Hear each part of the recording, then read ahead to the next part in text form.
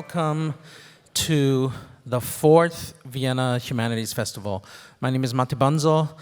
I have the privilege of serving as the director of the Wien Museum and to work with amazing people to help make this, by now, Vienna institution happen every year. Thank you so much for coming out to St. Marx.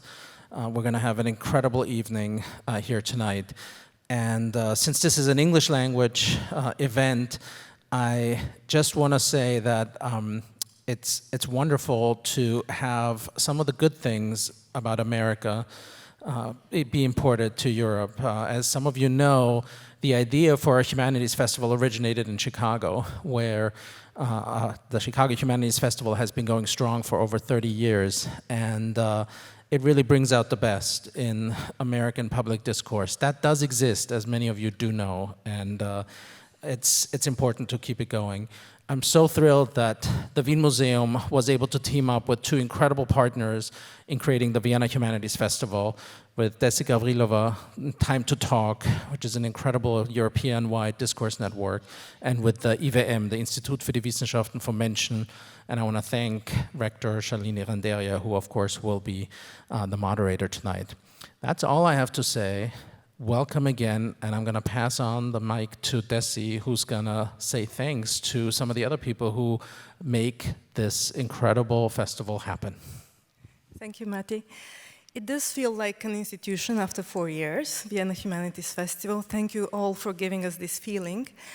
But it was not always like this. When we started about 5 years ago, 3 of us, to talk about the possibility of this festival, we couldn't have come here if there were not people who believed our words, and these were only words at that time.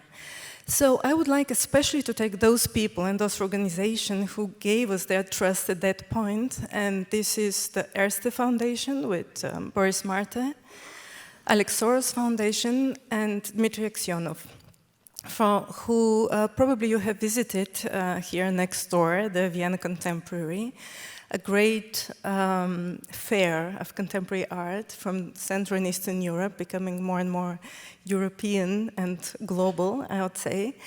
But this is just one of his babies, so to say. Dmitry is always in search of ideas that he believes could make our world better, and he's eager to engage with them. And this is how I think he decided to engage with us. We wouldn't have been here tonight without Dmitry, so I would like to pass him the word now to greet you. Thank you for such a warm presentation. So my speech would not take more than 15 minutes. So, kidding. I scared Desi saying 15 minutes. Do I have 15 minutes? No, just 1 minute. So thank you for. Yeah. Okay, I go.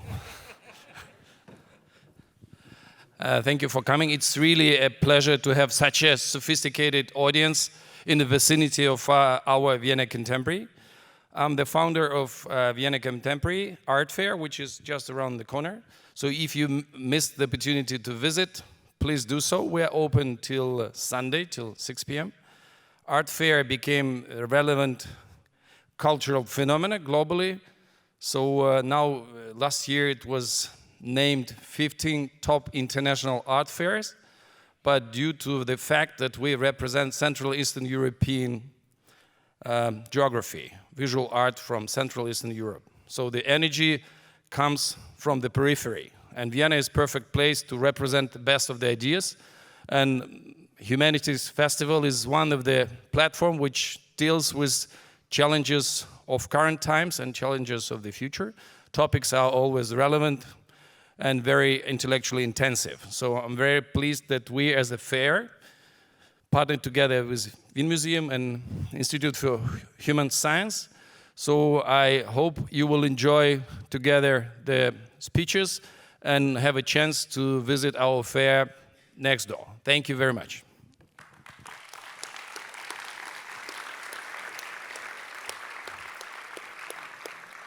The theme of this year's festival is hope and hopelessness, Unheil und Hoffnung.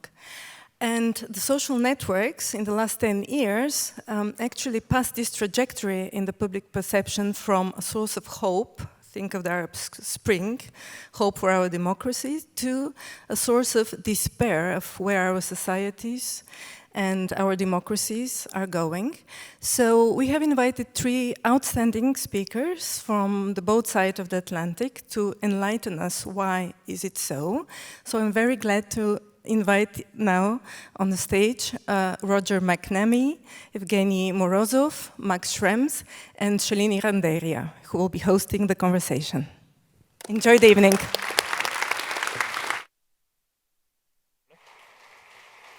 Oh, good.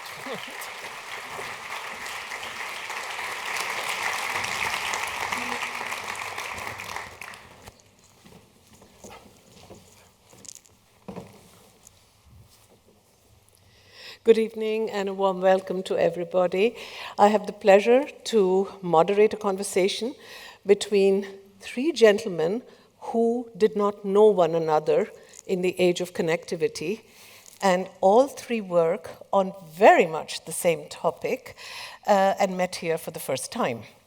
So this is, of course, I think, all the more exciting for a conversation that we're going to have about networking or nightmares of the internet and a platform capitalism or a surveillance capitalism that we're also going to talk about.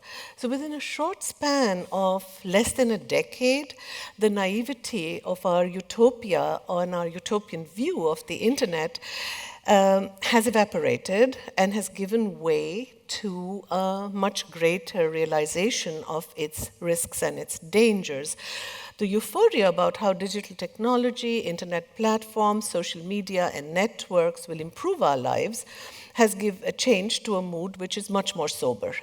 We are much more skeptical about the benefits of these technologies and voice much greater concern about how they could impinge and do impinge on our privacy on the one hand, and the unrestrained power of a few technological corporations, digital corporations on the other.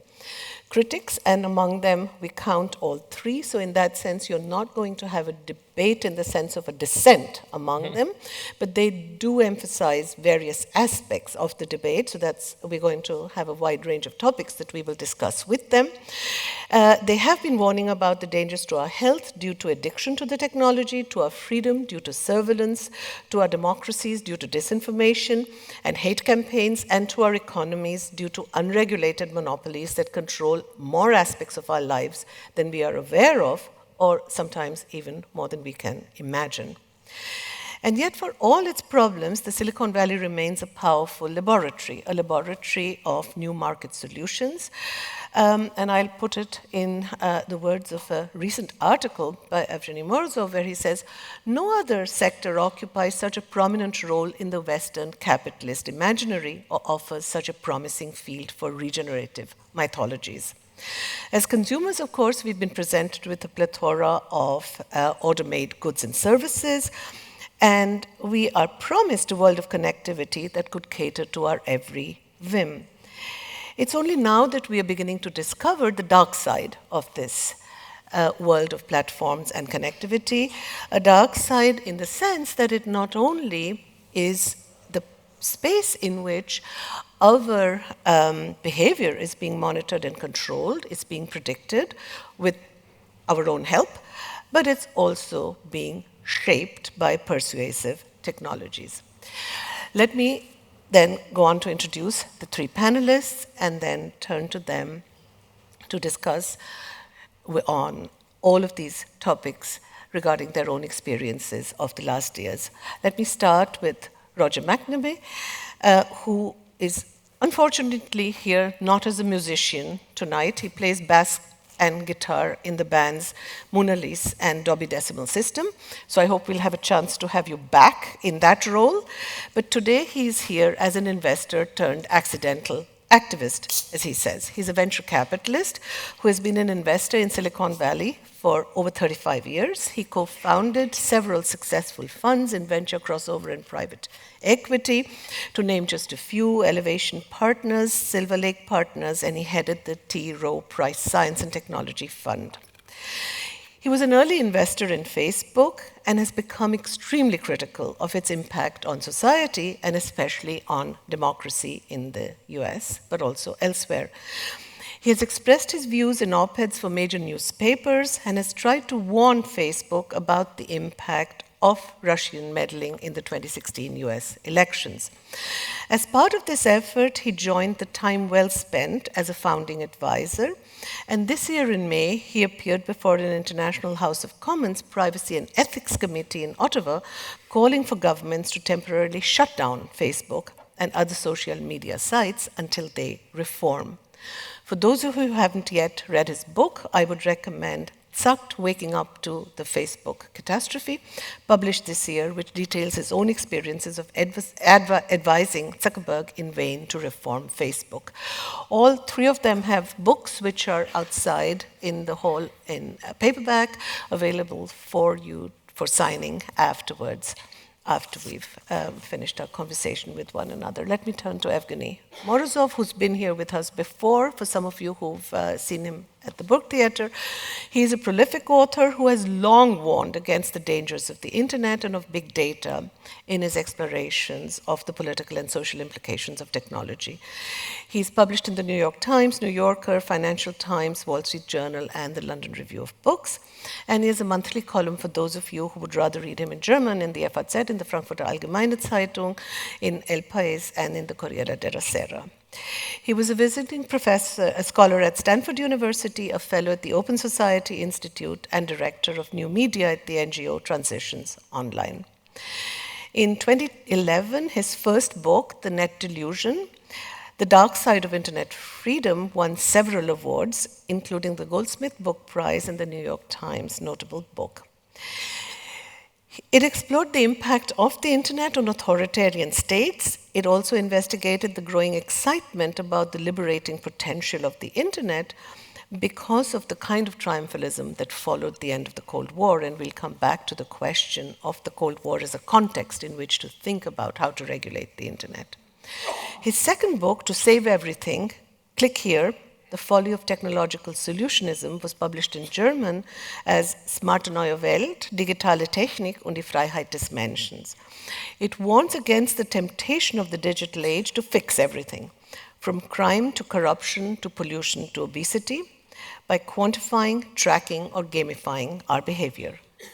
Technology can be a force for improvement, he argues, but only if he keeps what he calls solutionism in check, and also learn to appreciate the imperfections of liberal democracy that are part of its very design.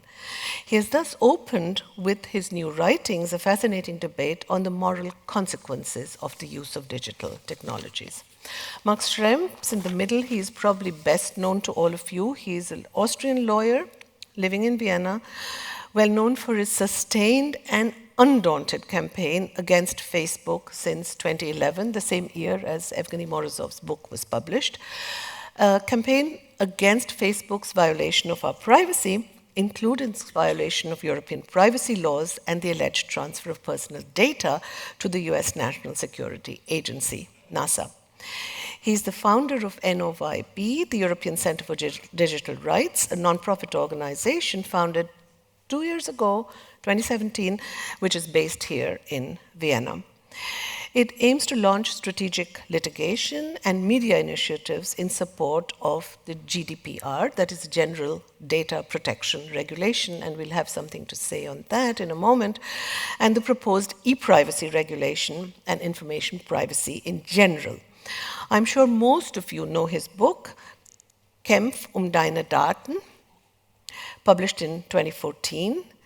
And among the honors he has received, I just want to mention two: the Internet and Society Award of the Oxford Internet Institute in 2013 and the Theodor Heuss Medal in 2014. He filed suits, 3 complaints totaling over 3.9 billion euros under the newly promulgated GDPR regulation in Ireland against Google and Facebook for coercing their users into accepting their data collection policies. And I'll come to his latest complaint in January this year against Amazon, Apple Music, Netflix, SoundCloud, Spotify, and YouTube, so almost everything that you use in your daily life, has been the object of at least one case, if not more, by Max Schrems. And this time, he has sued them for not including sufficient background information or providing insufficient or unintelligible raw data. His nonprofit has predicted a maximum total fine of 18.8 billion euros for the 8 companies under scrutiny. So let me start with you, Max, because I think we will begin at the beginning with you, and that is 2011. I think it would be good to recapitulate a little bit the history of your own legal activism against Facebook, located in Ireland. I think the location is not unimportant in the story that you will tell. A complaint filed in 2018, withdrawn in 2014, and for those of you who were probably not among the 25,000 people in Austria who joined the complaint. So this is not a class suit in the American sense, but nevertheless a collective redress using Austrian and European law. The case has had a very checkered career through various Austrian courts, and I think it would be good to just hear how it finally came to be rejected by the Austrian Supreme Court, where you have won a victory. So there was so much in this basket, I don't know where to start. I think fundamentally what we were trying to find is different ways to actually enforce these rights that we have in Europe. Because I think one of the most basic things to understand is we do have actually pretty good privacy protections, fundamental right protections. We were just talking outside beforehand that it's kind of interesting that a lot of things that are probably politically not possible in the US, or you may add on that, is actually possible in Europe on a political side. But we're actually notoriously bad at enforcing it in the end. So we usually kind of walk around the world and say we have the best privacy protections, we're the best human rights defenders of the world or whatever. But actually, if you then want to enforce your rights, you go pretty much nowhere. You mixed up, like there are tons of different procedures we run right now. But fundamentally, a couple of problems that we run into usually is that the courts are not overly interested in these cases because they're very complex, very hard to understand. The other side is usually spamming you with 10,000s of pages. So as a judge, you're in the middle and you just get swamped with all of this. And the costs are oftentimes very extreme. So we have one case pending in Ireland that is about data transfers to the US. So basically, a lot of these big US companies have to forward the data to the NSA and to the government because we have what I call kind of a private-public partnership in surveillance. So private companies gather the data and the government then takes it on. And in this case, we have procedural costs alone of around 10 million euros. So I'm technically liable for these 10 million euros. We found a way that I actually don't have to pay it, so that's fine. But these are all the reasons why I think oftentimes these fundamental rights that we do have, we have a very hard time to enforce them. And NOIP, the organization we now started, is basically there to kind of fill that gap, a bit like a consumer rights organization, because I usually compare it. There was like a case, for example, in Austria where I think T-Mobile or some of the telecom companies charge 50 cents for each paper bill, and there's some laws saying that paper bills are for free. No one is going to sue a company for 50 cents, like no one in the world. But if you do that with millions of people each month, then you actually end up with millions of euros that you get. And these situations is where we have to kind of oftentimes find procedural ways to collectivize that, get everybody together, and then it's reasonable if, let's say, 1 million people sue, that you then actually have a possibility to enforce this stuff, and that's what we mainly work on. So we're more kind of, probably compared to the others on the panel, doing like the technical, how can we actually now get this done thing, and oftentimes not so much the philosophical part of it. And I think that's oftentimes lacking in Europe. That's something where I love to look to the US oftentimes, because a lot of these thoughts and new approaches come out there. To some of the philosophical questions on capitalism in a moment.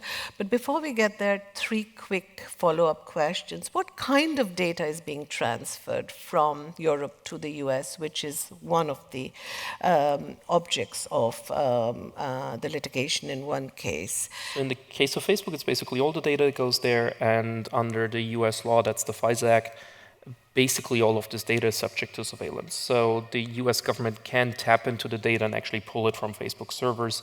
It needs to be necessary for the foreign conduct of the United States, and that's a very, very broad terminology. So that's interesting because any message you send, anything that you oftentimes only send with one other person, is at least technically possible that someone else reads it. They're not going to do that for all of the people. There are certain systems, one is called Upstream, where they actually scan all that data also. So they actually look for addresses or strings to pull the data out. And what's important, I think, for privacy in these issues is not just the actual misuse of data. So we don't have a lot of cases that were dragged off the plane because of that data necessarily. But we do have a lot of situations where people then change their behavior. Like if I have the feeling that everything that I say online may be tracked and I may not say it, and stuff like that. So we usually in privacy have these two different levels. The one is the actual misuse of data if you don't get a credit, if stuff like that happens, or the actual situation where just a feeling of surveillance changes your behavior and changes our society somehow. So the safe harbor regulation in the EU is not adequate protection for this. So the safe harbor case was the first one. We killed that. That was the agreement between the EU and the US on data transfers. We killed the first one. Then the European Commission basically 3 months later took the same text, put a new label on it, called it Privacy Shield, passed it again. We're now in Luxembourg right now killing this again. So it's also a bit of a back and forth. You kill one thing and then 3 seconds later they come around with the next thing. For Austrian audiences, it's a bit like Haider with his Ortstafel. You kind of, once the Supreme Court finds that it was about bilingual signs in Austria. Once they find they have to bilingual, they just move it for a meter and say the judgment does not apply anymore because now it's a new sign.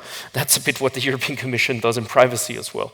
And that's, as a lawyer, sometimes very frustrating, but gotta keep So on. let me move on to something which will bring Roger McNamee into the conversation, and that is, what are the tactics which Facebook has been using against you to prevent these cases from either progressing or to put so many obstacles in the way of these cases progressing that they just take a very, very long time, so they drag out so long and suck up so much of resources that at some point of time one has the feeling the legal battle is not the way to go against Facebook. So the most important thing is that they are headquartered in Ireland, and Ireland notoriously does not enforce European law.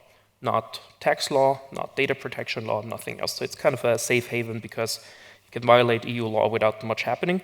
In our case, for example, you got to think that, for example, at the Irish DPC, we got recently the answer from Facebook 11 months after they have submitted it. So just by delaying things forever and ever and having regulators that, even in this case, they actually met with the regulator to figure out how to bypass GDPR. So you basically have a regulator that helps you how to avoid the law. And that's kind of the major problem we have there. In the other cases, for example, in Austrian case, we simply have a judge here that doesn't want to hear the case, I think, mainly. So she basically has refused to hear the case twice, and it went all the way up to the Supreme Court. The Supreme Court tells the judge, you have to hear the case. She then again says, I don't want to hear that case, so it goes back up. And in these cases, Facebook usually also tries to discourage you in a way that they spread lies around. They, basically say, this person's actually only out there to make money from this. So then it becomes a bit personal, but that's stuff that I personally don't care too much about it, but I think that could be something for a lot of people that is making you unhappy.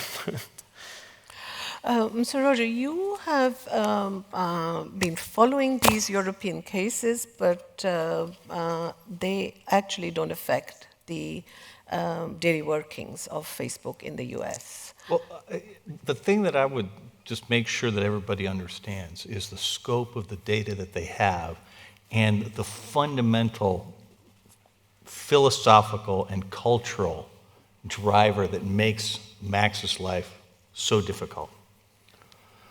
They don't just have the data we give them, right? We think our relationship is that they give us a service we love in exchange for a little bit of personal data and the right to target us with an ad. On top of that, they use a relentless and very effective surveillance technique that has to do with tracking us no matter where we go on the web. But they also acquire data because there's a market for every time we touch a digital system, whether it's in finance, transportation, mobile, so your location from cellular, health, and any other application you may be on. You may have heard that story about women's health products where Facebook is getting data on women's menstrual cycles. They're getting every possible data. If it's Google, they also scan Gmail and Google Docs. Microsoft scans their electronic mail, their documents. These companies have created a data voodoo doll of each and every one of us, whether we use their product or not. So that, when we're talking about the scope of the data that they have, it's huge. And what they do with it is to make behavioral predictions. Professor Shoshana Zuboff, who you may be aware of from Harvard, has talked about this notion of surveillance capitalism and this notion of a market in predictions of our behavior in the effort to manipulate. So what they do culturally, they know more about our attention than anyone on earth. And as a result, they know a lot about the attention of policymakers and journalists. And so their entire technique is to stretch everything out beyond the attention span of the people likely to regulate them. And they are really good at it. And the scariest thing is that Mark Zuckerberg is learning how to play politics. He had a very successful trip to Washington, D.C. last week, in total contrast to his first appearance there 18 months ago. And these are things that we need to pay attention to because they have an enormous influence on our mental health and that of our children, on our democracy, on our privacy, and on innovation and competition in the economy. So let me pick up two issues which you've brought up and then turn to you, Evgeny, as well. One is the question of democracy, and the other is the question of how it affects our daily behavior. So let me first begin by the term you just introduced, which is Zuboff's term, surveillance capitalism, and what she tries to describe there is the claim on human experience as free raw material for hidden commercial use practices of extraction, prediction, and sales. So I quote her there. And what she is pointing to, she calls it capitalism gone rogue. This is something I want to come to in a later stage to talk about. Is it capitalism gone rogue, or this kind of extraction has always been a model of accumulation of capitalism? It's just that it's moved to extraction from data rather than extraction from land or raw material. But what she's pointing to at the moment, I think, which is important to discuss to begin with, is that there is something parasitic in this logic. And the parasitic logic in the production of goods and services is such that it subordinates the entire new global architecture of the use of this technology to behavioral modification. So it's not just that they are tracking what we are doing, they are not only predicting what we are doing, but through the use and actual deployment of persuasive technologies, they're actually modifying our behavior, both as consumers and as political actors, as voters. And I think that's something I'd like to talk to both you and Evgeny about, and then I would go on to, of course, more philosophical questions of capitalism because they interest me personally, but that's a different matter to begin with. So I think this power of these digital platforms and technologies in our behavior, on our emotions, and our personalities to nudge, to coax, to shape us, to modify our behavior is what I would like to talk to you about, both of you first. Do you want me or? Yeah, let's start with you, then I go to Evgeny. Okay, so just so we're clear, Evgeny saw this way before I did, so I want to pay him a huge debt here and say thank you for seeing this. The way this works, it was started by Google around 2000, followed by Facebook after 2010. The notion is that you have billions of users. You want to track life events. So you look the purchase of a home, the purchase of a car, getting married, having a baby. You look at every life event of all the people in your system, and you look at every step for years that precedes that. to look for common patterns. And then you identify when each new person starts to show the same pattern. And from that, you can make a prediction of the probability that that person is going to buy a car, buy a home, get married, have a baby. And the critical element of this thing is that we're not conscious of this going on. So we go about our business, and they can sell these predictions to marketers, people who want to know. And imagine how different that is from traditional advertising, which was based entirely on demographic targeting. Now we're taking demographic targeting and adding to it something that approximates perfect information about timing. This person, 70% probability of buying a car. This woman has a 90% probability of being pregnant, and she does not yet know. Most people don't realize that Google can predict with a remarkable degree of accuracy that a woman is pregnant before she knows it. And you think to yourself, well, what's the harm? They just sell that to diaper companies.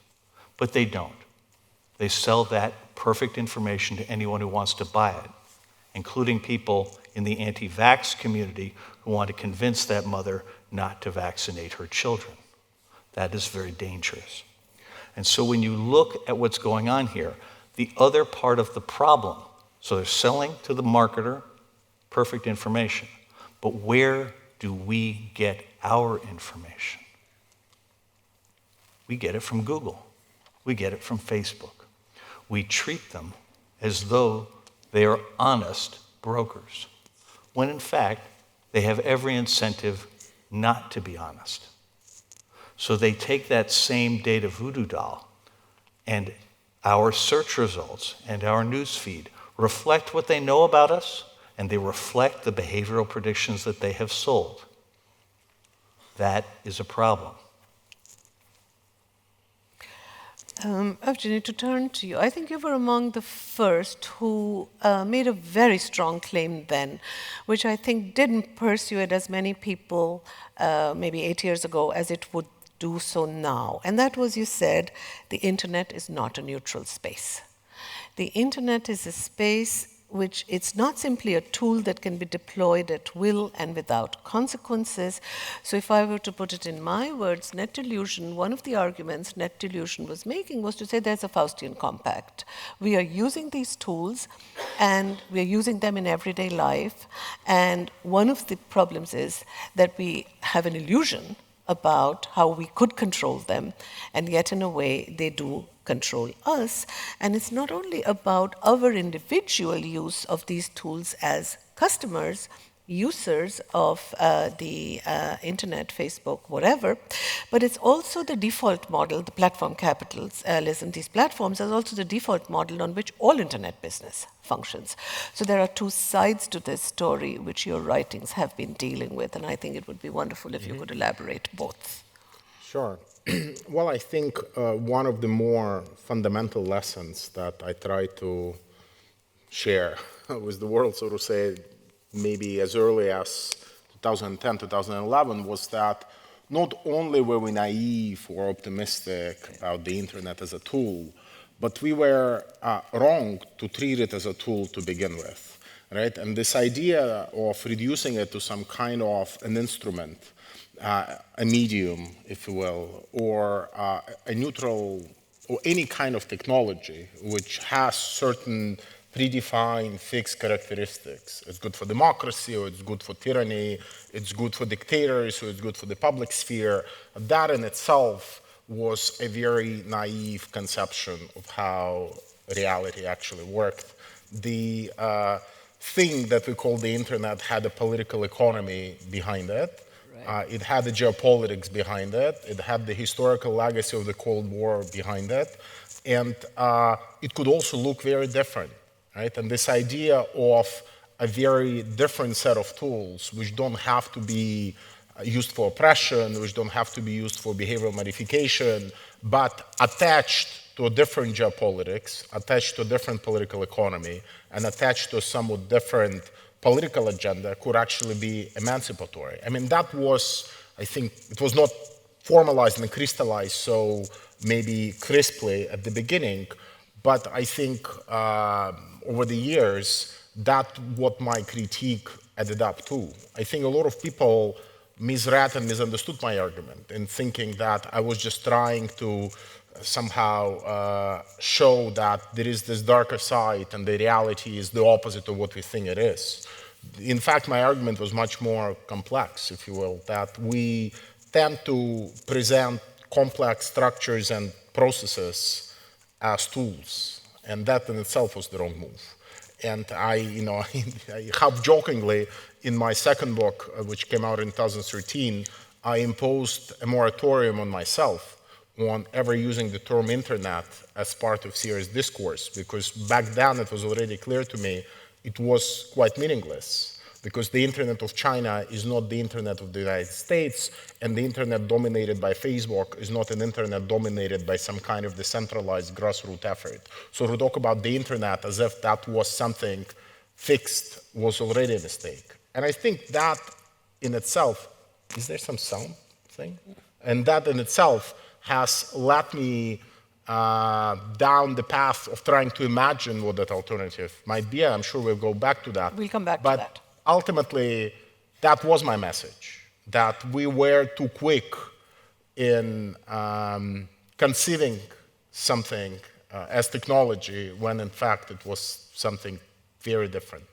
And we have that tendency, you all know it, that that's also the way we talk about television, even though you very well know that publicly financed media and television, for example, that you still have to some extent in Austria, is very different from what you get if you turn to Fox News, right? We will talk about both of them as television, but clearly they're not the same thing.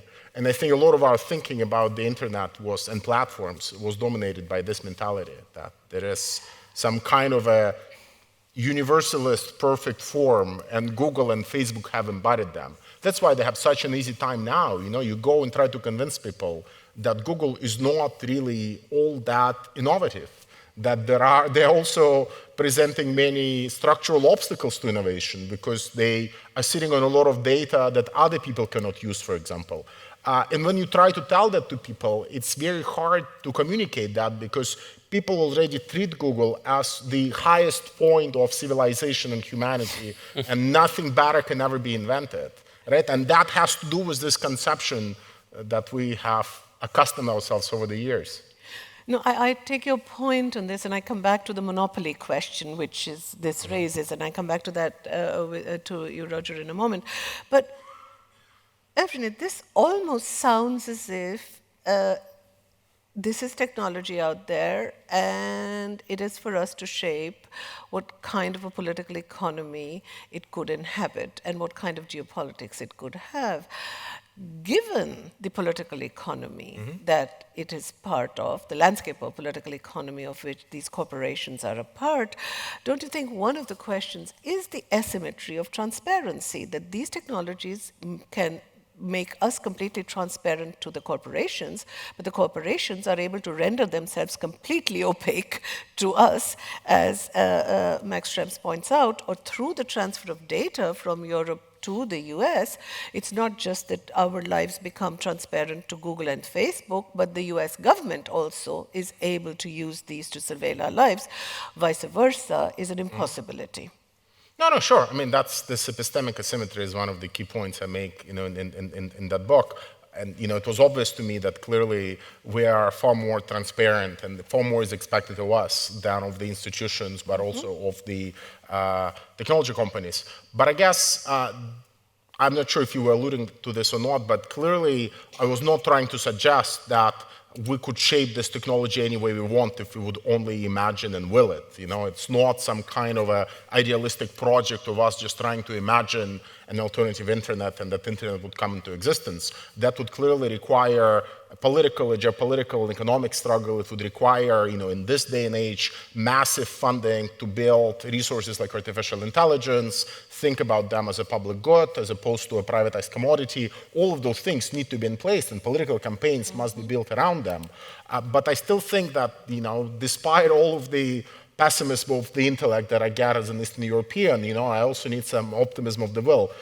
So this is where this part comes in, right? I mean, we still need to be able to imagine what exactly we want to succeed, this current digital economy that we want. And then we need to understand what kind of politics do we want. Because once you realize that the kind of politics needed to fix this digital mess are missing, and most major political parties are not even aware of the transformation they themselves need to do in order to get there, then you really get depressed. No, I don't want everyone to get depressed, and I do want us to leave with some kind of your optimism. But before that, I do want to look at the monopolistic nature of the huge concentration of wealth, power, information that has accrued to these companies. I mean, I think in a sense it's unprecedented, the kind of monopolies that they have been able to build up.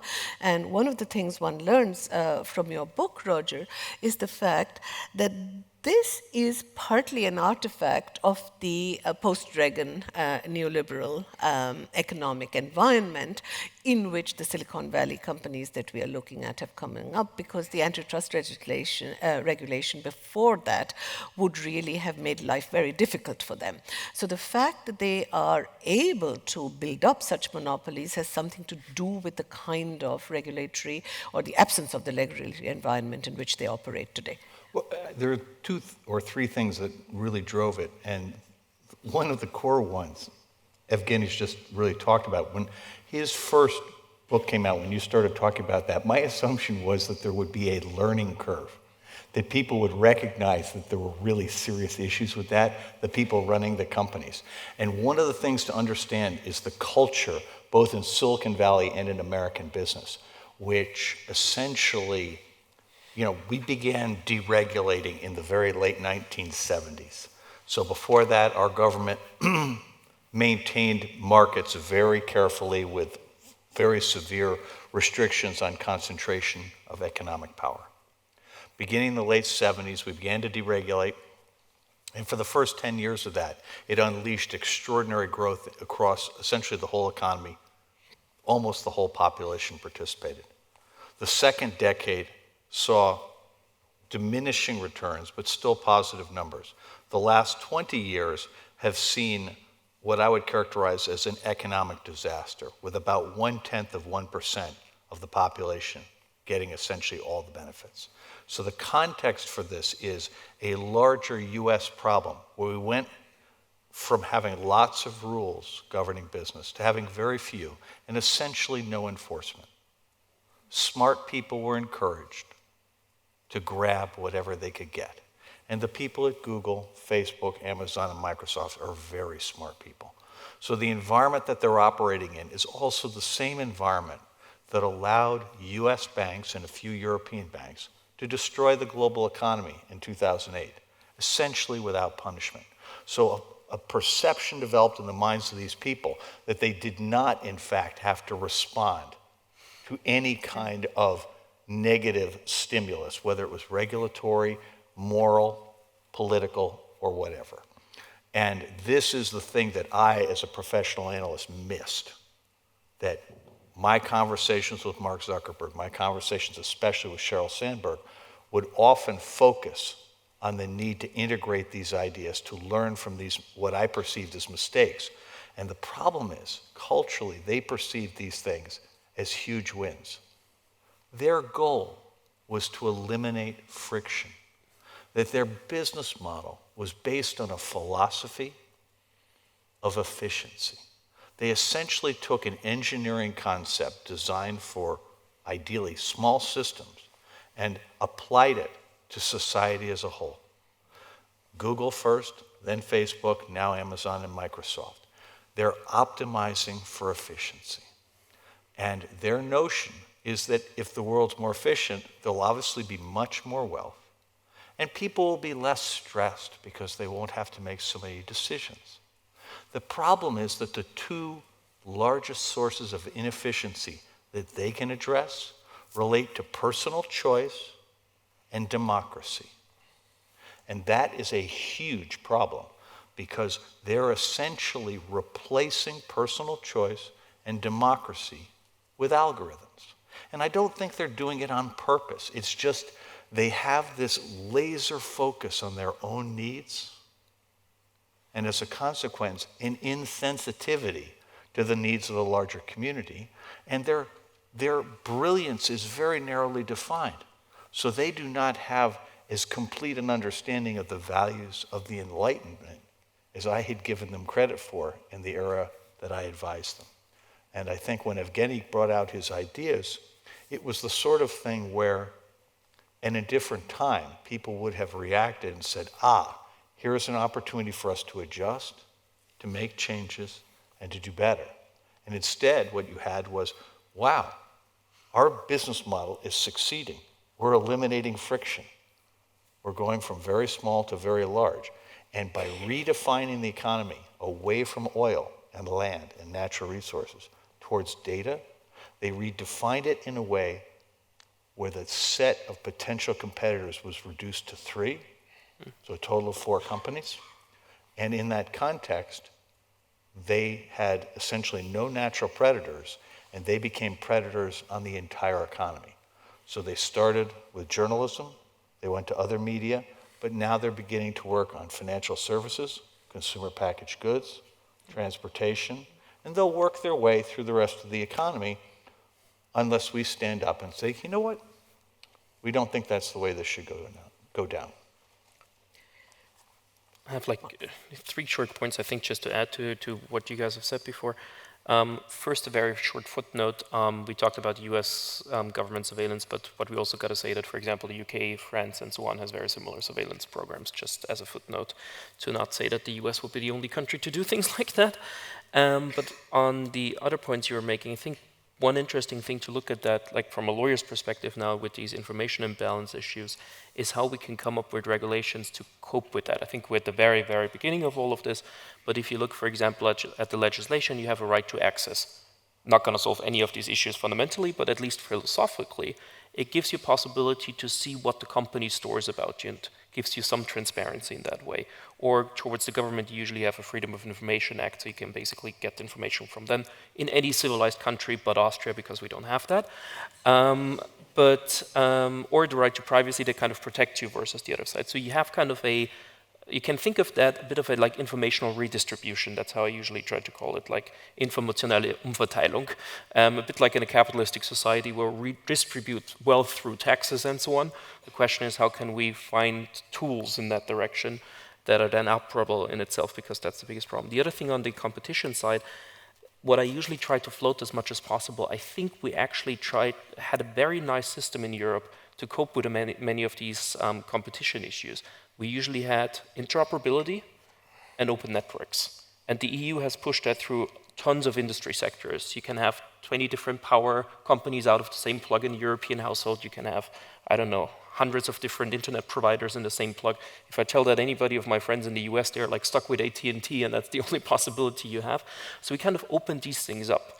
And the interesting thing is now when we have these monopolies sitting on top of the internet, how much we can use these tools that we've used for 20 or 30 years in other sectors and apply it here as well. And that, I think, would not just be interesting on the topics we've covered so far, but also on the economic side, because as a European company, you can then actually compete with a social network. You can say we do a better social network, and if I can still chat with people that are on Facebook and not lose all my friends if I go to another social network, then it's much more likely that I actually switch, that another innovative product comes up. And I think that would be an approach that would be very typical for what we've done in other sectors, and that could be at least a starting point in that direction. Mm-hmm. Evgeny, I want to come back to one point which you made about this is not a tool, but it is a different kind of animal that we are dealing with. I think one aspect which I would like to have you elaborate on would be the idea that some people are saying this is not just about collecting and controlling information, but that actually some of these companies are monopolies which control the entire infrastructure of our societies and economies. And so it's like if there is a problem with Uber, for example, I mean, sharing economy is something which most people think is a good thing, but then it comes to, for example, let's think of Uber. First of all, of course, you're monetizing everything which you have. So I have a car, I monetize it. I have a flat, I turn it into Airbnb. But leave that aside as an issue.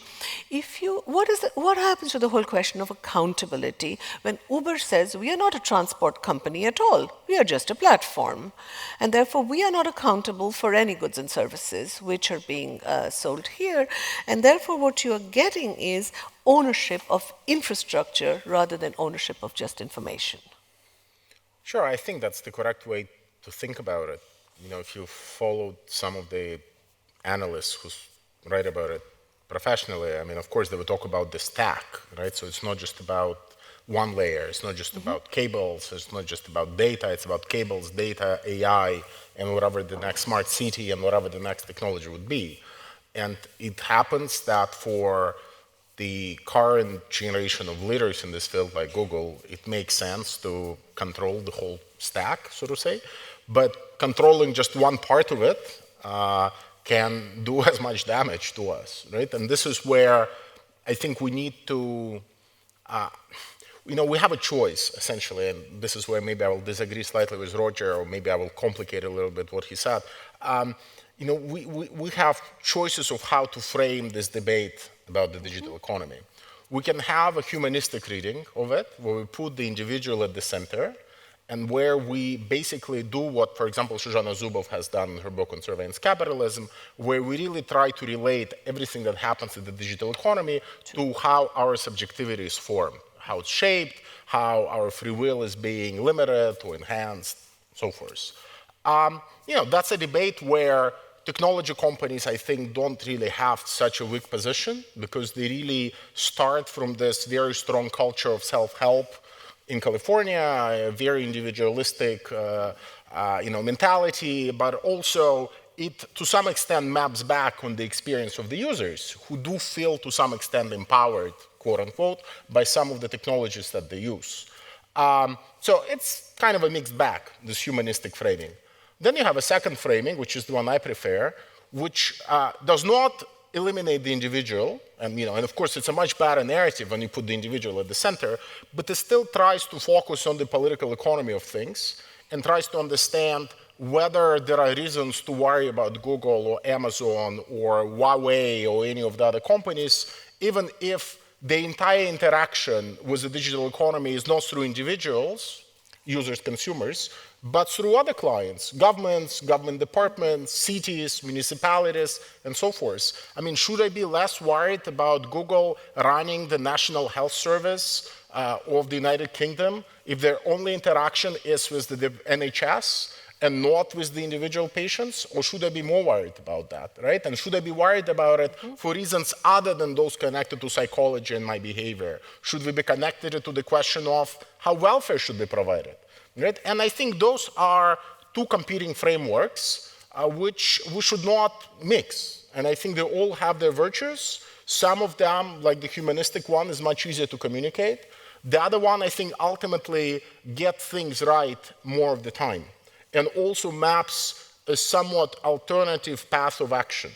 Because with the humanistic framing, the natural impulse would be to say, okay, well, I want all of the goods of Google, but without the behavioral manipulation bit, which is where, you know, Roger would come in and say, okay, we'll just pay to Google to offer us the same services, and we'll pay Facebook to offer us the same services, and we'll have a happy subscription-based Facebook where there will be no advertising, and as a result, there will be no behavioral manipulation.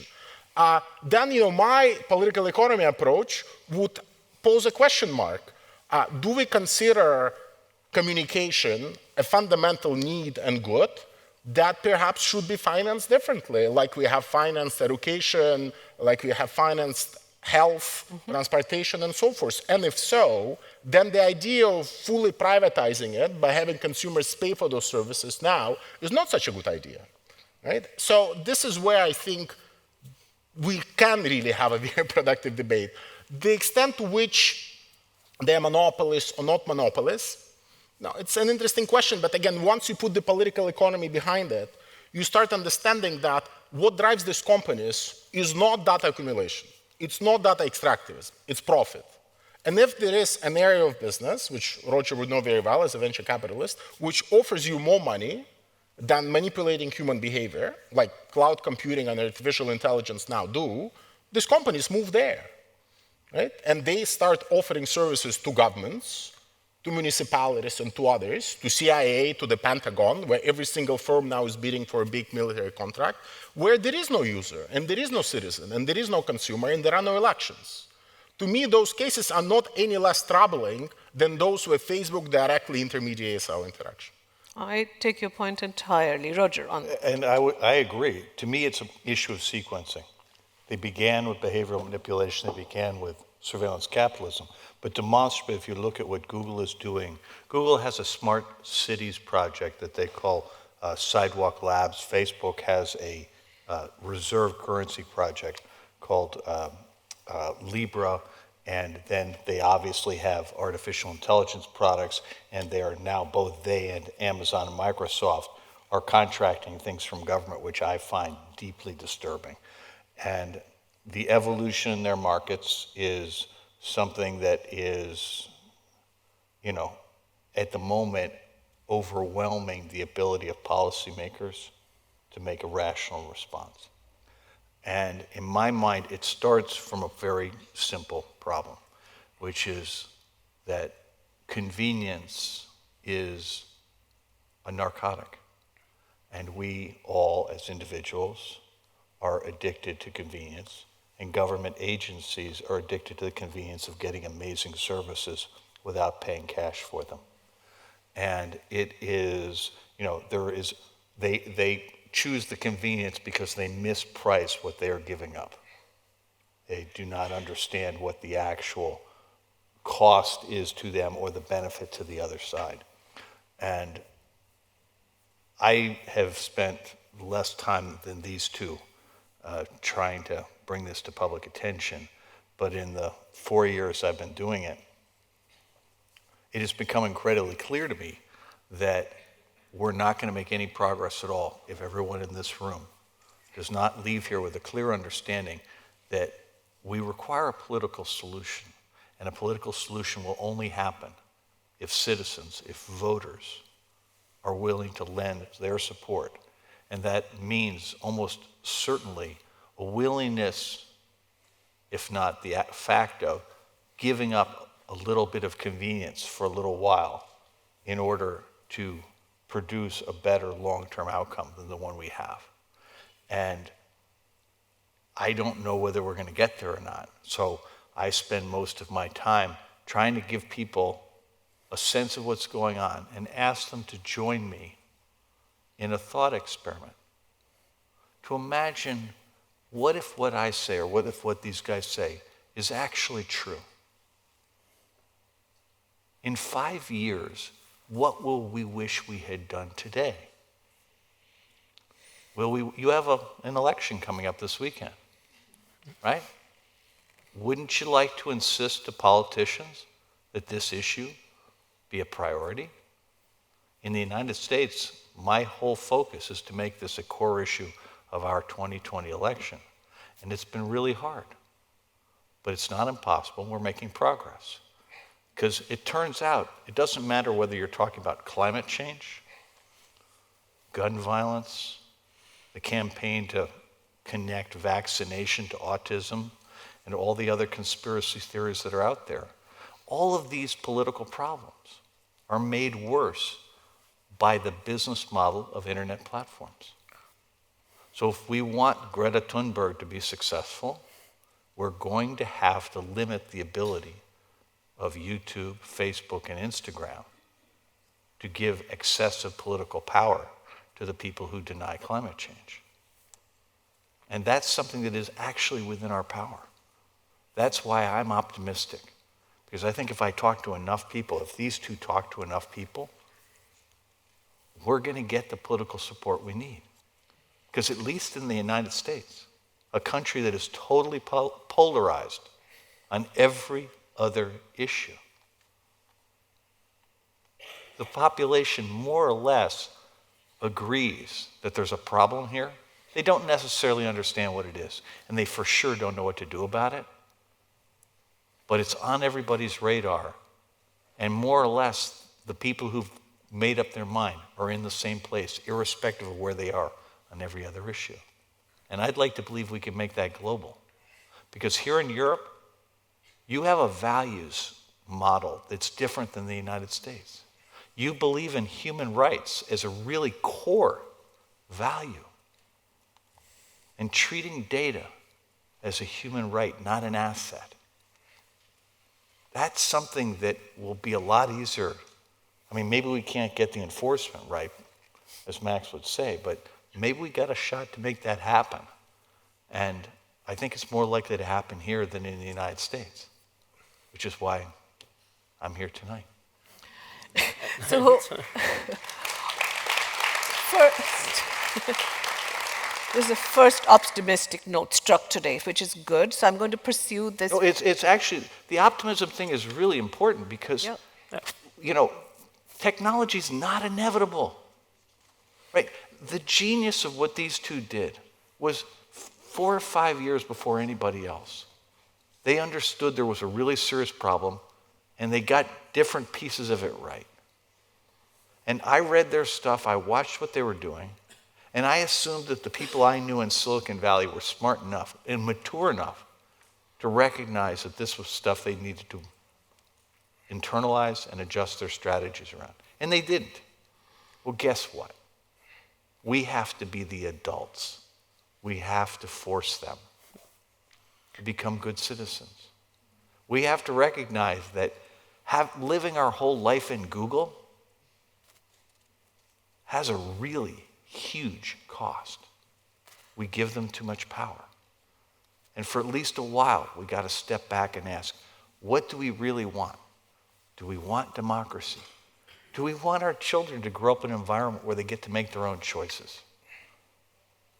Right? Do we want to have an Austrian entrepreneurial technology industry? Because all these things are possible, but all of us have to get involved. And the fact that you came out tonight, like I'm sitting here going, that's half the battle, just showing up. So thank you. So I think we have a difference of opinion here on this one, and I think we need to pursue this for the moment. The question on the one hand, I think 3 points raised here are interesting for me. On the one hand, the question is, why should we be lobbying policymakers? If so, are we really convinced that politicians have the power to regulate this through a different kind of legal regulations? And if that's the case, why have they been so oblivious to to be clear, I'm really with Evgeny on this issue. I think the power to say no is a starting point. Because right? Evgeny has a very different idea of how to go about. It's not about political persuasion. It's not about legal obstacles which should be put in the way of the corporations gaining the kinds of power they have, but to rethink the entire conception, if I may put it in my words in just one sentence, and you can correct me if this is right, but that you are saying, let's not consider this kind of data as just something which is their ownership or ours. We can think of it as a public good. We can think of it in terms of commons. We can think of the entire technology as embedded in a different kind of political economy, so that the choices which we have would be very different from trying to lobby either what the corporations are making us believe, leave it to the market, because this is the mantra in the 90s and 2000s, leave it to the market will be able to get this right. The opposite would have been, the state will get it right, leave it to state regulation, so let's go to policymakers, let's go to politicians, let's try and see if we can get the law courts to enforce something which the politicians have not seen so far. And what Evgeny is saying is, let's rethink the vision of what the whole system and its design could be like. So it's a much, much more fundamental critique of, I think, the entire political economy of the way in which Silicon Valley operates. So I think the question is, these are not possibly mutually exclusive alternatives, but the question is, how do legal and political mobilization go together? It's a very poorly regulated area in which actually law is not as strong as it could be. I think that's fundamentally wrong. I think, at least, for example, for the privacy part, I think also from what you said before, we have taken that first step. For example, at least on the privacy level in Europe, it was possible to pass a rather stringent law in the EU. It's by far not the best law. It's like the least stupid privacy law in the world, probably, to frame it that way. But things that I think in the US are just politically impossible to do are possible here. We have a huge problem with the quality of the lawmakers. We have a huge problem with having lawmakers that actually have vision and so on. But I think the idea that this is so hard to overcome or push through, I was in this whole GDPR negotiation in Brussels. It was amazing what was actually done 100% against all the lobbies. They were basically, I mean, all the Facebooks and so on were basically washed off the tables to a large extent. I think that is something we can be reasonably proud of. So I think that is not necessarily the biggest problem. The bigger issue is to have vision and how to go from here, because GDPR is a very dumb, raw data regulation law. It doesn't do anything about AI, it doesn't do anything about the market problems, it doesn't do anything about all these more sophisticated issues. But I think that's the problem that we're oftentimes lacking in Europe, to get that done and off the ground, and also to have input in Brussels of people that are able to do that. But I think politically it's doable. That's the thing I'm the least worried about. Is it politically doable in the US? Why are you, I mean, I remember this chapter in your book, Mr. McNamee Goes to Washington, and Mr. McNamee didn't have a very easy time in Washington. So here's the really important thing. The world of my book was designed to teach people the world as I understood it a year and a half ago, and we've learned a lot since then. And Evgeny's core point here, I think, is really key. So when I look at politics, the most important stuff I look at is we have to buy time. The legal system works very slowly. The political system works very slowly. Consumer behavior changes very slowly, and the companies move super fast. So the first thing is to do what we did in the United States with antitrust law relative to AT&T, which is to create a fence around a portion of their business and say, I'm sorry, you cannot do more than that. And I think 2 years ago, if you had told me that the United States antitrust system would actually be spinning up and doing things at both the federal and the state level, I would have thought that was inconceivable. We still haven't done anything yet, so nothing may come of it, but we've made more progress than I would have thought was possible. And I think it's distinctly possible to stop Facebook's reserve currency, Libra. And I think the city of Toronto may stop Google's Smart Cities project there long enough to make it not as dangerous as it was going to be. But to my mind, the challenge, I don't know how to solve. Evgeny, we should let him talk because I think he has a clear idea of how to solve this thing. I just know that stopping them from doing it to buy us time is absolutely essential. I come back to you with a point which you made in a recent article of yours in the New Left Review, I think. And this is the whole question of the discussion by an Austrian, Maya Schoenberg, on the New Deal on data, and which has received enormous public support in the UN, in the European Commission, partly because I suspect, maybe a little unfairly, that the deal is going to cost the governments nothing. So this is the reason why they think this could be the way to go, and that it would formalize property rights around intangibles so that individuals can own the data which they produce, but it would make us into passive consumers and nothing much more. And would that be one way to go, to build an alternative data sharing base? I mean, the Germans, interestingly, the Austrian government went that way with one idea picked from the book, and the SPD in Germany, the Social Democrats, also jumped onto the bandwagon. But the question is that, for example, a concrete alternative? Give me such softball questions. Well, before I answer that, let me just clarify your summary of kind of my view, which I heard before, which I don't think is entirely accurate. So, I mean, we are working here and now. You know, it's 2019, there is a trade war going on between the US and China. Europe is somehow involved in it. We have a lot of other problems on the political front in Europe. I mean, we should not forget those things. So to say that we should just engage in philosophizing and come up with some kind of a better intellectual framework, I think is deeply irresponsible, and I would never recommend such a thing on its own. Clearly, we cannot afford not to engage politicians and policymakers, if only because you have to understand that Europe, and I'm thinking here as a European, and the interests of Europe here are clearly at odds to those of the United States. Europe has maybe a window of 5 years to put its act together vis-a-vis China, vis-a-vis the United States.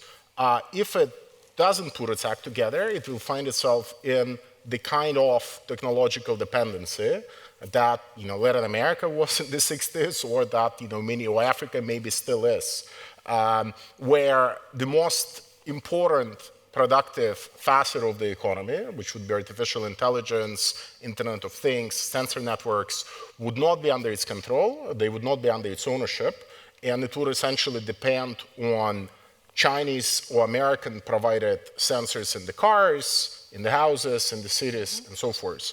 Unless we have a short-term plan for how we are going to navigate those 5 years when it comes to trade policy, competition policy, geopolitical alignment, finding a way to play the Chinese off the Americans while doing something on our own, none of what I'm going to say is going to matter. I mean, all these philosophical frameworks, they'll be implemented in our heads, or they'll be implemented 200 years from now. There will be literally nobody to implement them. It will not be the Americans, and it will not be the Chinese who will try to think about data as a commons. So if you even want to preserve some space for maneuver, I think we have to engage with the policymakers. Now, the second problem that we face, and you're very well aware of it, is that the traditional political forces that have traditionally stood up to the most violent and corrupt and painful manifestations of capitalism are not up to their game either. Social democratic parties, complete crisis, ideologically, they don't know what they stand for, they don't know what they want to do. All they want to do is to maintain some kind of conservative defense agenda of the welfare state, which, nice, but it prepares you absolutely nothing, and not at all, to the challenge of rebuilding our economy and our society around this new set of technologies. Trade unions are doing a few nice things, but again, not ideally placed to actually do anything in this space either. So you end up, and of course, you have Arbeiterkammer here, and they've been also supporting Max work, so I mean, it's not entirely all that dark and negative, but we have to understand that there is no such thing as disengagement from this political layer. Now that I've cleared the way, we can come to the kind of idea space, and this is where I think we have to understand that you have projects from Silicon Valley, which are basically, leave everything as it is, and we will make sure that things come to you for free. Right? And I think we should not underestimate that persuasive element of the rhetoric, because the reason I think also, by the way, why the monopolization of this sector was allowed to continue was because ultimately their services do reduce the reproduction costs to some extent because they're free for most of us. We don't pay for them, but we harvest some services. Indirectly. So sure, we pay for them indirectly, but if your income is stagnating, you have no salary increase whatsoever, and all of a sudden you can get, a babysitter or whatever, or Alexa will, tell you what to do. That does, for all the skepticism about friction, that does it does introduce certain efficiencies into how we live and how we consume. The same thing, by the way, about Uber and Airbnb.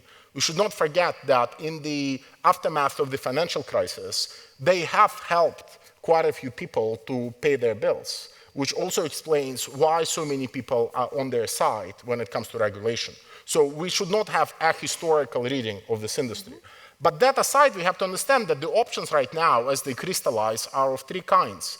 Leave everything as it is and hope that this frictionless environment built by Google and Amazon would benefit us, which is something I don't really believe in. Second option is to basically treat data as a commodity and introduce property rights around it, the way we have done with other types of knowledge before, books, drugs, and whatnot. and find a way to basically compensate people who produce some of the data for their contribution. So you can think of many schemes, and Silicon Valley is also busy thinking about them. You can build a basic income scheme where you will be paid a dividend of some kind every month based on the data that you contribute to some giant fund, for example, right? Or you can somehow formalize the data rights to the data you produce and then sell that data on a secondary market. The sky is the limit here, which of course again leads to marketization and financialization of data. Or you have the third option, which is the most ill-defined of the three, and which does not have obvious political backers behind it, which is to try to think about how a lot of the social, political, and cultural institutions that we have traditionally defended and associated with the welfare state, with bureaucracy, with administration, with normally functioning economy, how they can all be rethought, given the new possibilities of production and coordination that are afforded by digital technologies. Can we think of a radically different transportation system? Can we think of a radically different healthcare system? Can we think of a more decentralized education system where we all can teach each other something using the new digital technologies? And if we can, would we like that? Do we want to put it in place because it will actually empower citizens, some of whom might feel alienated even under the most generous and well-functioning welfare state that ever existed? Do we want to make that transition? And would that transition actually deliver more benefits than staying on the Google and Amazon path? And this third path, I think, is where the forces on the social democratic and leftist part of the aisle, including institutions like the trade unions, should be moving. Instead of trying to think how we can humanize Silicon Valley, they should start thinking about how we can build alternative institutions of solidarity, collaboration, and mutual support that will be enabled by digital technologies, but that would not be financed by Saudi Arabia, who, by the way, finances probably 80% of the services you use through SoftBank's fund, which funds all of these big startups. And they would not be funded by the Pentagon, and they would not be funded by Google, nor would they pursue their agendas. And I think it's a completely rational set of questions to ask. And unfortunately, because we have this geopolitical weakness on the one hand, I described, and we have this institutional weakness where the parties are missing, and the trade unions are missing, and the NGOs are missing, and all the NGOs that we have would like to talk about ethics of algorithms instead of how to rebuild society that we have.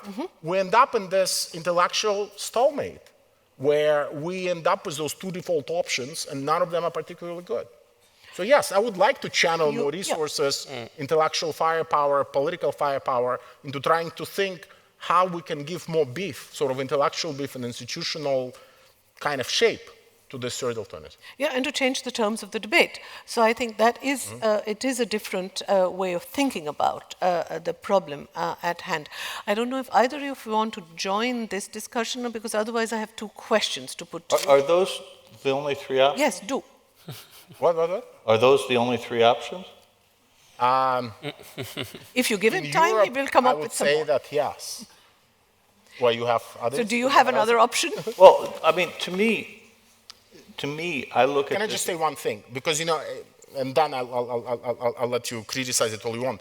I mean, you have to understand that I'm not trying to solve the problem of the digital economy. I'm trying to solve the problem of the fact that we have a collapsing phase in our political system. Our social democratic parties no longer deliver. Our welfare state has some money, but it will run out, and we'll have to rely on these technology companies more and more. That's the problem that we have, and we cannot ignore it. Of course, I can imagine a better Facebook, but imagining a better Facebook in a system that's crumbling and collapsing and is losing face of citizens, it's useless because it's never get built. So I start from the world we have, and the world we have is crumbling on many other fronts which have nothing to do with the digital economy.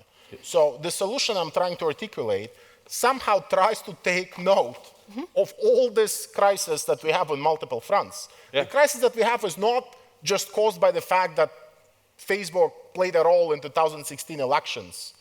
Clearly, I mean, in Europe, we've seen it with the refugees crisis, with the rise of populism here, with all sorts of other issues, Brexit included, right? There are systematic structural issues which the digital economy illustrates. Sometimes it amplifies them. But there is absolutely no solution and hope for us of resolving the digital question if we also do not resolve those other ones? So I was really more focused on sequence. So I accept completely your point about fixing Facebook or Google doesn't help if we don't also fix the fact that representative democracy around the Western world is dying, that power has shifted to a very small percentage of the population in many countries, and therefore the vast majority of the people are left out. My question was really whether stopping the core strategy of Facebook and Google wouldn't give you the time necessary to do the thing you're talking about here. So to me, I look at this and I say, it's like climate change. You're never going to solve climate change if you let Google and Facebook continue to do the things that they're doing every single day, because their business model on the old version, the part that's about surveillance capitalism, will always amplify the angriest voices in society, because that is the content that generates the most engagement. So hate speech, disinformation, conspiracy theories will always get wildly better play. And that's just a structural part of their current economy. So my thought process, accepting completely your third notion, so I'm totally aligned with you there, was wouldn't it be helpful to paralyze them while you tried to come up with that model? Because it seems to me that the rate of change of society is predictably slower than the rate of change of Google and Facebook. And that having once been empowered by 9/11 to build this surveillance state, to then create surveillance economy, to get this massive wealth that they have now, that we are inevitably going to wind up with them running every institution in, say, 5 years. And so my thought process was stop them cold, because you need 20 years to do the thing you're talking about. Yes. And so I want to use US antitrust law to paralyze them, but I also want to use criminal law, because at least in the United States, the securities law, the things for stocks, has a very specific rule that you're not allowed to lie to investors about your revenue, about your user count, about how long people watch your ads. And people in the marketing industry believe that there's been systematic overstatement of those numbers for 10 years. And so I'm trying to find lawyers in the United States to do the equivalent of Max is doing, but to pierce Google's absolute monopoly, because the reason there's no transparency is that Google has complete control.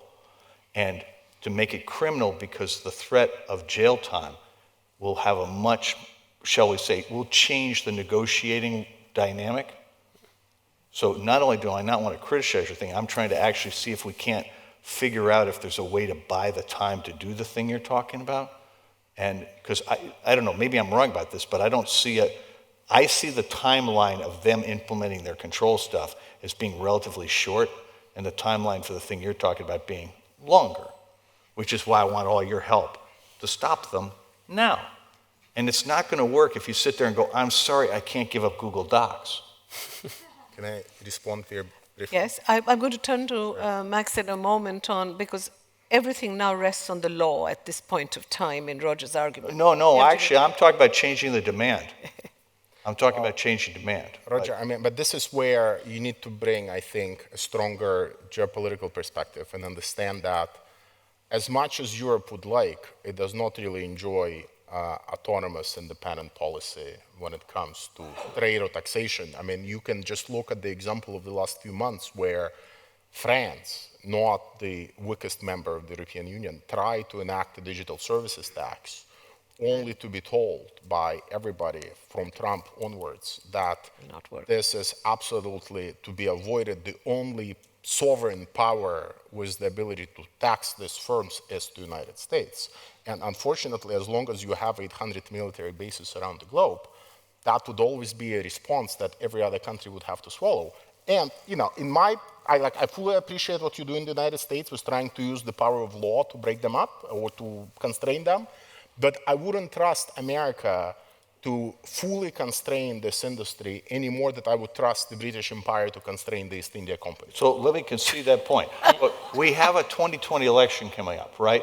And it's interesting because we have a candidate in the United States, in Elizabeth Warren, who is at least 70% aligned with the vision I'm talking about. And again, maybe it won't work, but I want to leave everybody with something positive. I don't want to make the thing a null set, because I don't think this is on Europe to do the whole thing. But I do know that the management structures of these companies look like a large loaf of bread with a tiny antenna going 1,000,000 miles in the air with 3 or 4 people at the top. And that's the management team. And they are remarkably easy to overwhelm if you can create brush fires in lots of different places at the same time. I mean, we learned this with Microsoft. It can be done here as well, because they're so concentrated. At Facebook, Mark Zuckerberg really makes every strategic decision. And all we have to do is force him to. If the United Kingdom says, Mark, we're going to shut down Facebook and Instagram until you testify. If Sri Lanka does what it did. You think Boris Johnson would do that? No, I'm really trying to be very realistic. No, I don't believe I don't believe he will do it today, okay? But I don't know how long he's going to be prime minister. And I make the very simple point that things are fluid right now. And if we make this part of the political agenda in every country, we have a chance. And if we don't make it part of the political agenda, I don't see how we get. I mean, right now, I wonder how many people in Europe recognize the importance of rebuilding all the institutions. I mean, if you look in the United Kingdom, half of the Conservative Party is for Brexit, half of the Labour Party is for Brexit. I mean, that's like, it proves your point, right? And in the United States, we have the opposite thing. We have one party that's basically for white supremacy, and the other party is way over here, and there's like a gazillion people in the middle who don't know who to talk to. And I don't know how to fix any of those problems, right? I'm not trained the way you guys are. But when I look at the problem, I look at it like, we got to start somewhere, right? Mm-hmm. And if we don't get everybody in the room working with us, it's going to be really hard to fix this. I don't see a top-down solution here. And that's all I'm saying. I want to get to your thing, and I want to know what I can do. What's the thing I'm supposed to do when I go home, right? I'm going home on Sunday. On Monday, what am I supposed to do? I'm going to say one thing that, I'll give Max the word in a moment, but what Max has a very concrete problem to solve that maybe someone in the room can help him with, and that is, he cannot find 5 lawyers who will work with him to do the work that he's doing. And I can't find anybody to work on our thing, right? You can't find them either. We really are in deep trouble. I'm not. Last time I checked, that's true. Evgeny's not even searching. Okay. So, Max, where is the problem on the legal front? And this is now really kind of shifting the debate totally somewhere else. But I think, just to probably connect a bit to that, I think a lot of these things we can enforce and get done. We're very much at the beginning of that part. I'm just talking about my narrow little privacy thing, which is by far not the whole digital world I know. But I think, like, for example, how far we went there, and it was extremely interesting, for example, after Cambridge Analytica. First of all, the European regulation was like the crazy old Europeans that want to kind of protect the old world as it was, and it's never going to work.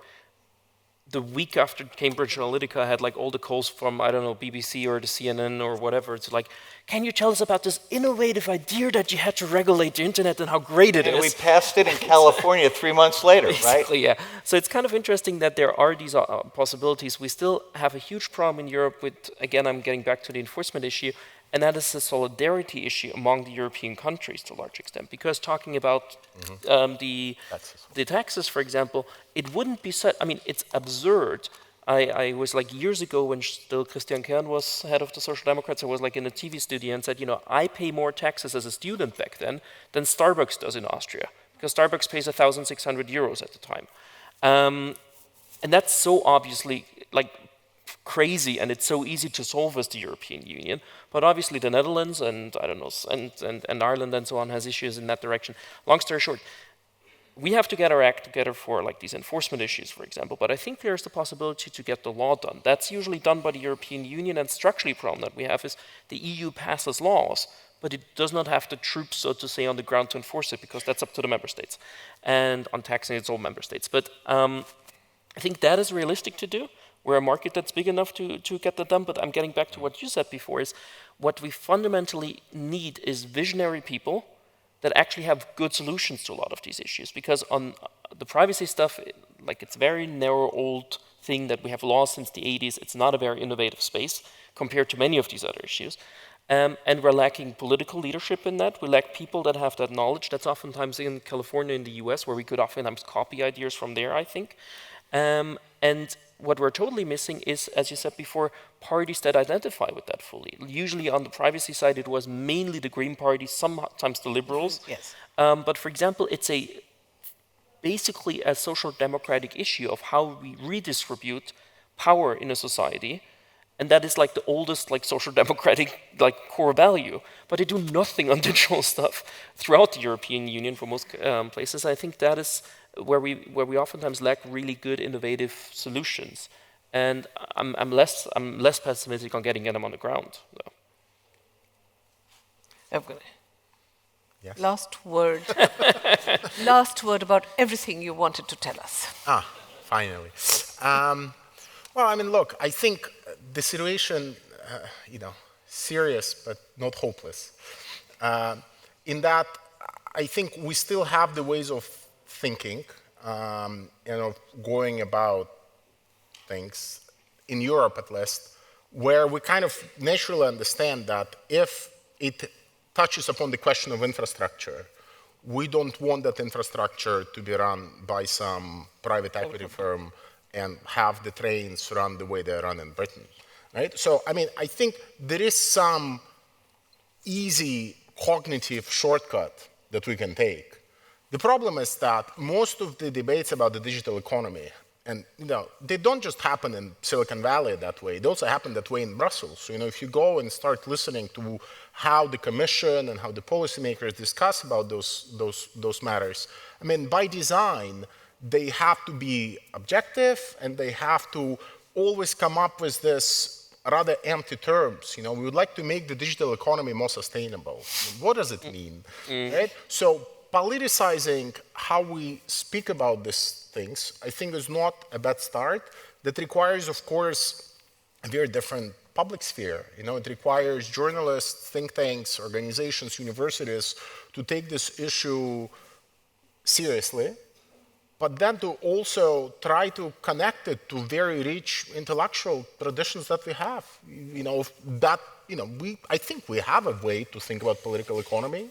We have a way to think about capitalism globally. This is where, I disagree quite a bit, for example, with Shoshana Zuboff and to some extent with Roger. I mean, I don't really think that a label like surveillance capitalism is adequate to understand what's going on, in part because it overemphasizes this humanistic surveillance label and de-emphasizes all of the geopolitical and other factors that account for the power of those firms. And this is where we have choices to make, and unfortunately, the traditional institutions, as I said, where thinking about such matters happen, no longer are up to the task. But Roger has a suggestion which said, stop the clock for now until we can get any of the institutions back into place. This is where I really think we need to ground this in how these firms acquired such power to begin with. And this is where my account is probably much more grounded in history than in some kind of analytical understanding of how these firms work at the microeconomic level. Right? For me, it's obvious that they came to fill in certain gaps. Google comes, if you look at what these companies do in municipalities or when they work at the regional level and they come to, the regional government of Umbria in Italy. They come to a regional administrator who has found themselves under conditions of austerity for the last 10 years since the financial crisis. Absolutely. They have no money. Then IBM or Google comes and says, we can introduce a fantastic service into your healthcare system that will help us diagnose people with cancer faster and at better rates. And if you are an honest, decent public servant and your choice is between letting Google in or actually letting people die, what do you choose? Right? And those, I would argue, are the majority of decisions. And then, of course, there are darker ones with lobbyists, corruption, revolving doors. There is all of that as well. But a lot of those decisions, they are driven by economics and not by misunderstanding or corruption. And I think that unless we grapple with the structural conditions that made this possible and that made it so pronounced, we will not be able to stop that clock, because stopping the clock on many of those services, it would mean disruption that governments, unfortunately, would not like to run. Those are not the kind of risks that anybody would like to take. And stopping the clock without having a vibrant, functioning, efficient alternative, I don't think it's ever going to fly. I mean, it might happen at the user level, so it might be easier to convince people stop using it. I think it would be so much harder to convince the enterprise, but also the public sector users of those services. Look at the smart city stuff. I mean, if you have a well-functioning city, like you do here in Vienna, with a lot of infrastructure, with money, with public capacity, with bureaucracy to do things, perhaps you would not need Google.